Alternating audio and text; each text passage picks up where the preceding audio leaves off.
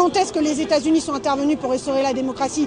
On se le demande d'ailleurs. On est ce soir place de la République à Paris pour lutter contre l'invasion des États-Unis au Venezuela, les bombardements qui a eu lieu, mais également le kidnapping de Nicolás Maduro et de sa femme. Et ce que l'on veut dire ici, c'est qu'on est ici pas seulement pour le Venezuela, mais pour défendre le droit international. On peut avoir des critiques à faire, mais c'est ce qui nous permet de vivre en société, de vivre en paix.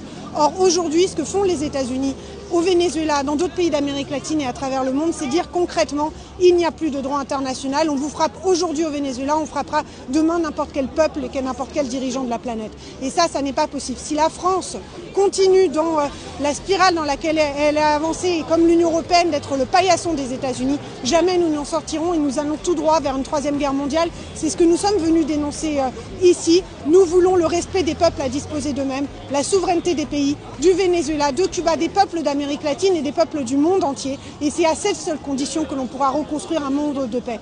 Face aux déclarations bellicistes de Donald Trump, qui dit très clairement qu'il n'a pas fait ça pour la démocratie, bien évidemment. Quand est-ce que les États-Unis sont intervenus pour restaurer la démocratie? On se le demande d'ailleurs, mais il a bien fait ça pour mettre la main basse sur les ressources du Venezuela. C'est ce qu'il veut faire, les exploiter. Et derrière, il vise directement Cuba en disant que ça pourrait être un des prochains pays dans l'avenir, la Colombie également et d'autres pays. C'est ça que nous sommes venus dénoncer.